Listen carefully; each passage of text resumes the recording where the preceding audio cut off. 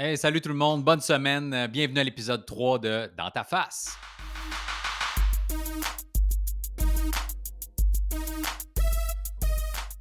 Alright, cette semaine, je te parle à quel point j'haïs les gens. J'haïs pas tout le monde, mais j'haïs une catégorie de personnes, OK? J'haïs surtout le monde qui se fâche pour tout et pour rien, puis qui pense qu'ils ont toute la vérité en eux tout le temps, là. Tu sais, dans la dernière année, tu l'as remarqué, là, aussi, à quel point, tu sais, avec les conspirationnistes puis les complotistes, puis tout le monde pense que l'information est là. Tout le monde prend des chiffres, des statistiques d'un peu partout, puis les met à leur avantage. Tout le monde a son mot à dire sur tout le monde.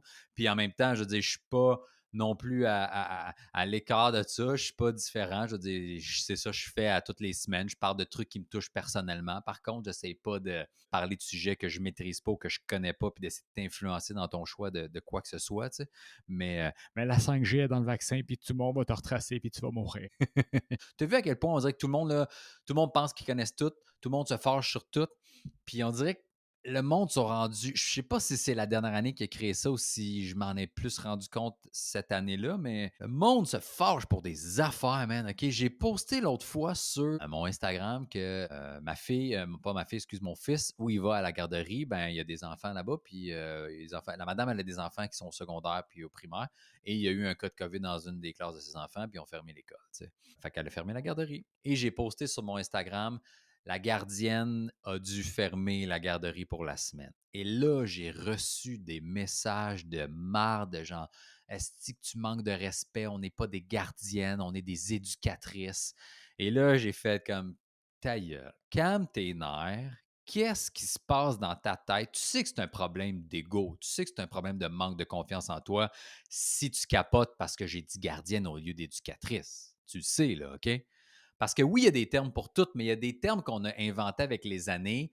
Puis je suis pas mal sûr que c'est à cause de ça. C'est à cause d'une question d'ego. Puis de gens, non, mais là, je trouve que ça diminue un peu ce terme-là. En bout de ligne, tu fais la même affaire. Tu t'occupes de mon enfant, OK? Et je veux pas que tu partes en peur puis tu commences à capoter puis à chialer. Là. Si, mettons, tu es dans un CPE, moi, j'en ai visité plein de garderies là, en milieu familial, des CPE, des privés, des publics, des affaires de même.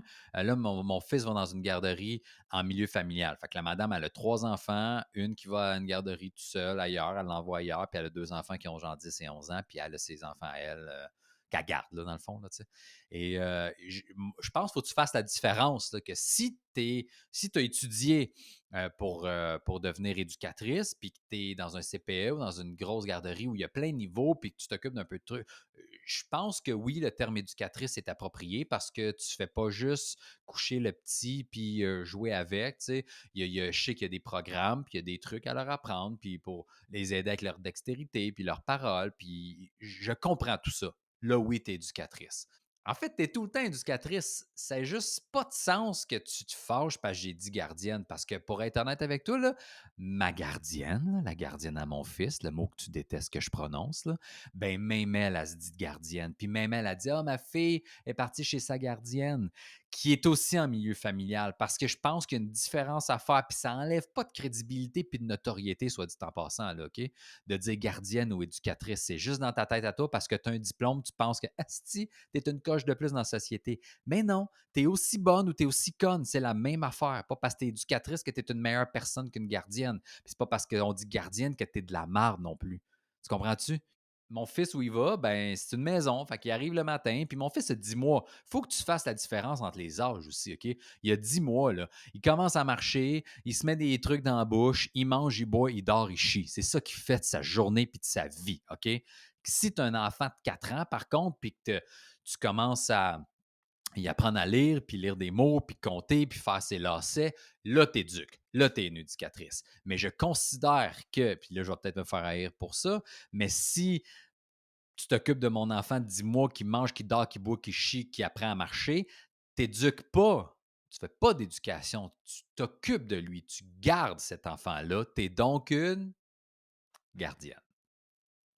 C'est pas diminuant. Je néglige pas ton travail. Je diminue pas ton travail. C'est juste, je ne comprends pas pourquoi tu te fâches quand je dis ça.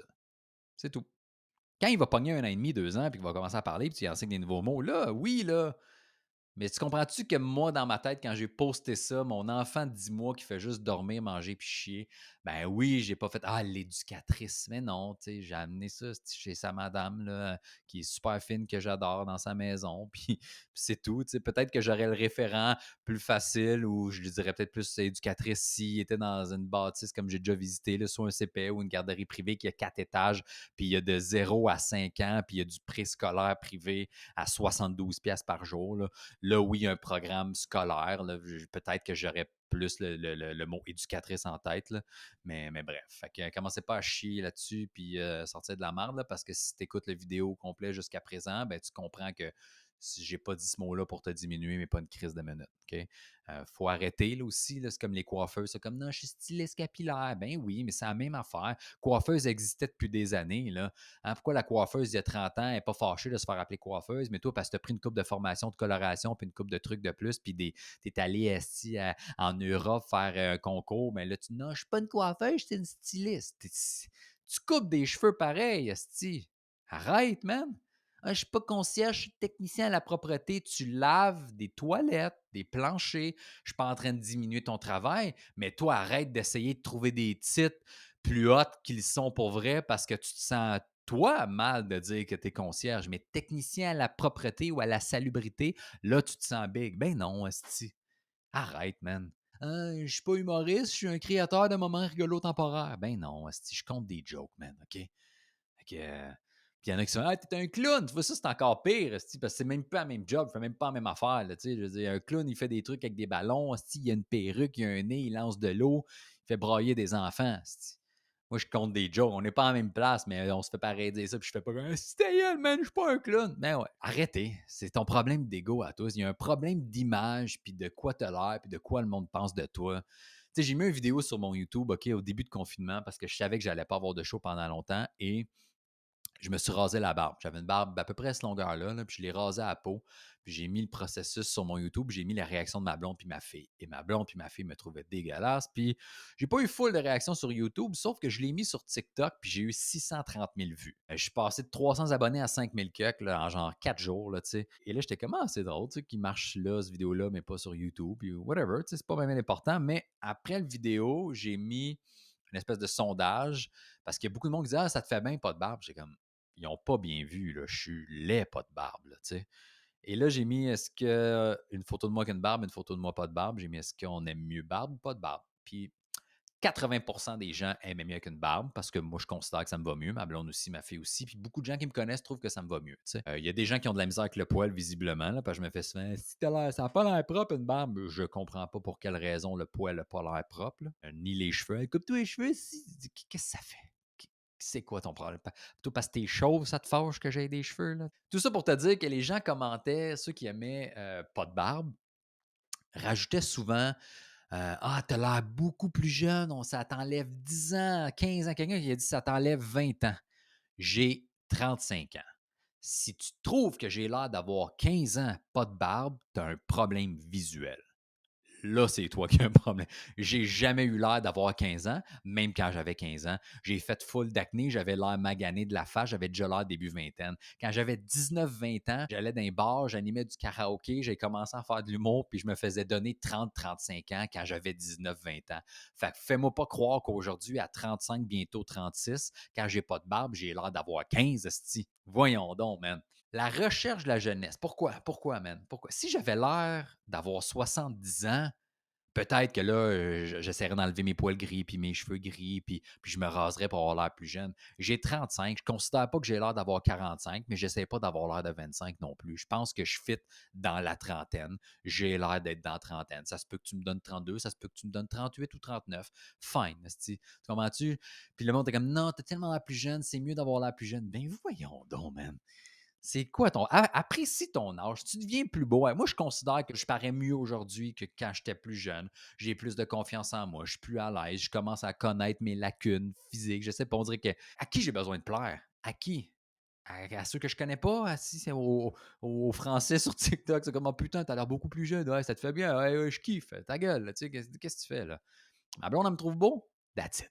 Ma fille me trouve beau. That's it. Ma mère, that's it. J'en ai trois. Trois à plaire. Ça finit là. Puis mon fils. Mais mon fils, il a 10 mois. Là.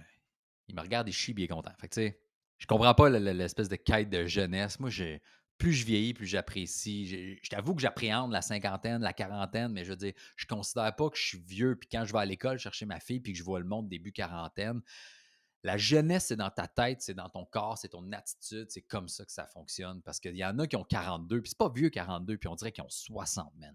Leur mode de vie, ils sont sédentaires, ils travaillent du 9 à 5 dans un bureau, sont pas là. On dirait que tout est lourd dans leur journée. Tout est, je veux dire, je vais en montagne, je vais en randonnée avec le petit, je me promène, puis je vois le monde, puis je suis comme, man, sortez-vous hostie, d'un bunker, ça fait 30 ans là, que vous étiez plié en deux parce que le plafond n'était pas assez haut. Qu'est-ce qui s'est passé, man? Moi, je vieillis, puis je suis en forme encore. Là, genre, je suis pas moins en forme. Je suis moins flexible. Là, je faisais le grand écart quand j'avais 12 ans, là, mais Master, je fous. Regarde, ça s'annule. Tu comprends-tu? Fait que, fait que c'est ça, mais je la comprends pas, la quête de la jeunesse. Je la comprends pas. Là. Non, mais t'as l'air jeune. Comme si c'était mieux d'avoir l'air jeune. Moi, quand j'étais jeune, j'étais épais. Moi, quand j'étais jeune, si j'étais un tout croche. Moi, quand j'étais jeune, j'étais pas fiable. J'aime bien mieux avoir l'air un peu plus vieux, être confiant, puis être à mon affaire, puis encore en forme. Si je vois pas la jeunesse, qu'est-ce qu'elle vient faire là-dedans, là, tu sais. Puis à un moment donné, passe-les ton âge, là. Accepte-les, là. C'est fait, c'est fini, là, tu sais. Je finis cet épisode cette semaine parce que j'ai chialé un peu tout le long. J'ai chialé tout le long sur les posts, sur les noms de jobs, sur ceux qui veulent que j'aille l'air jeune, ceux qui me critiquent. Puis j'ai critiqué tout le monde, fait que c'est un peu incohérent, mais regarde. Par contre, il y a deux personnes que j'aime beaucoup. Il y a plein de monde que j'aime beaucoup. Ok, j'ai déménagé, là, Jacob Ospian qui m'a aidé. Il y a Simon Delille qui m'a aidé. Il y a qui d'autre qu'il y avait là, man, je ne me souviens plus. Alex Roy qui m'a aidé pour le dernier truc. Steph Poirier qui est venu m'aider aussi. J'aime ces gens-là. J'ai des gens proches. Parce que moi, je ne suis pas le genre de personne qui appelle les autres, qui donne des nouvelles des autres, mais je chiale quand personne m'appelle puis personne m'invite. Mais je le fais pas non plus, tu sais. Mais fait que merci à ces gars-là. Merci aux parents de ma fille qui m'a aidé à amener du bois. J'ai pas de pick-up encore, puis j'avais plein de bois puis de vieilles escaliers, de vieilles marches à aller porter à l'éco-centre. Mais merci à Sarman qui me commandite pour le linge. Puis je sais que j'ai l'air tout le temps de faire des plugs, mais je vais te dire pourquoi je le remercie. Parce qu'à l'époque, quand je faisais le show à Mike Ward à Musique Plus qui s'appelait Ce Show, j'ai eu une commandite. Il m'a envoyé comme une dizaine de morceaux de linge, même pas 6-7 morceaux de linge. Tu sais. Et quand le show est annulé à Musique Plus, puis qu'il n'y a plus de show, ben moi, la saison d'après, je disais, j'aurais besoin de nouveaux vêtements. Tu sais, je fais de la scène encore, tout ça, une couple de galas télé, des trucs. Puis elle me dit, ah, ben, t'as-tu encore le show à Musique Plus? J'étais comme, non, t'es plus chroniqueur. Je dis, non, ben, elle a fait, ben, je te donne plus de linge. Je vais être OK, c'est pas dramatique, tu sais, mais j'ai une petite commandite de Real Emblem des gars de Belleuil Saint-Hilaire dans mon secteur qui ont des t-shirts puis des hoodies, mais ça restait qu'il n'y avait pas une méga grosse collection de plein de trucs différents non plus. Mais bref, il était bien fin, c'était cool. Mais pourquoi je te parle de lui, c'est que Sarman, ben oui, son linge, je l'aime, c'est cool. C'est juste que moi, j'ai pas eu de show vraiment dans la dernière année. Là. Je suis pas sur toutes les scènes parce que les scènes sont fermées, les bars aussi. J'ai fait des galas, mais ils sont déjà tapés, fait que j'avais pas son linge. Ce gars-là m'a contacté parce que j'ai fait des jokes, j'ai ri de Dave Godette qui avait ce linge-là. Je me suis foutu de sa gueule, puis il a fait t'es drôle d'où, je t'envoie du stock, si t'aimes le stock par-en. J'ai dit j'adore ton linge, man, puis il m'en a renvoyé, puis on a un petit partnership ensemble, puis je peux donner des rabais, puis lui, il fait des sous, puis moi, je fais des sous. Mais dans l'année où j'ai le moins eu de visibilité et de contrat, quelqu'un qui ça y tente, qui aime mon travail, mais il fait hey man, let's go, on travaille ensemble, je fais ça. Puis lui, il prend un risque. C'est sûr que tu vas dire, ouais, mais il y a une business, il veut faire de l'argent avec toi puis avec ça. Je suis d'accord, mais il aurait pu aller voir des influenceurs, il aurait pu aller voir du monde bien plus connu, du monde qui ont bien plus de reach, tu sais. Puis il l'a pas fait. Il est venu me voir moi, il est venu voir Dave, puis une couple d'autres humoristes dans ce genre-là, tu sais, puis il a fait man, j'aime ce que tu fais, je le trouve intéressant, merci de faire le share, puis d'en parler, tu sais. C'est juste ça. Puis du monde de même, c'est nice. Puis c'est avec des gens comme ça que tu veux travailler. Tu veux pas travailler avec juste du monde qui sont à l'argent, qui sont à non, ça me prend du monde connu, puis des gros noms, sinon fuck off, toi t'auras rien, tu sais. Fait que merci Sarman pour la commandite. Puis merci à Preach, ok? Je finis là-dessus. Preach, qui est, si t'es pas abonné à leur chaîne, va sur Abba and Preach. Ils ont pété le million d'abonnés sur YouTube. C'est en anglais, la majorité du temps, ils commandent des vidéos sur plein de sujets, ok? Ils sont vraiment très bons. Mais Preach, on fait de la moto ensemble. Preach, c'est un humoriste. Preach, c'est un vlogueur, c'est un YouTuber. Mais j'aime beaucoup ce gars-là. Puis l'autre fois, il me dit t'as-tu un truc pour parler en moto quand on fait de la moto? Je fais non. Il dit je vais t'en envoyer un. Moi, je pensais qu'il en avait commandé un de trop, tu sais, puis qu'il allait me l'envoyer. Et le lendemain, je reçois par Amazon Prime le casque, l'espèce de truc qui va après le casque de moto pour écouter de la musique, avoir mon GPS, puis jaser avec lui ou avec ma fille, tu sais. Puis je check en ligne, puis c'est du gear à 600$, man. Et là, je dis, qu'est-ce que t'es fou, man? Je me l'ai même pas payé parce que c'est cher. J'ai même pas payé un cadeau de Noël à 600$ à ma blonde. On s'est même pas fait de cadeau de Noël, dude. On s'est pas parlé depuis une couple de mois. On se jase à l'occasion sans plus, puis tu me fais un cadeau de 600$, puis comme, man, t'es mon boy, tu m'as tout le temps accepté quand j'ai commencé à faire de l'humour. Je suis comme, man, ça, là, ça, quelqu'un qui a pas d'attente envers toi, qui apprécie ce que tu as fait pour lui, puis qui s'en souvient, man, c'est des amours, ces gens-là. C'est des bonnes personnes. J'adore Preach, pas parce qu'il m'a fait un cadeau, mais tu comprends-tu qu'il n'était pas obligé de le faire, puis il a le cœur sans la main, puis ça lui fait plaisir.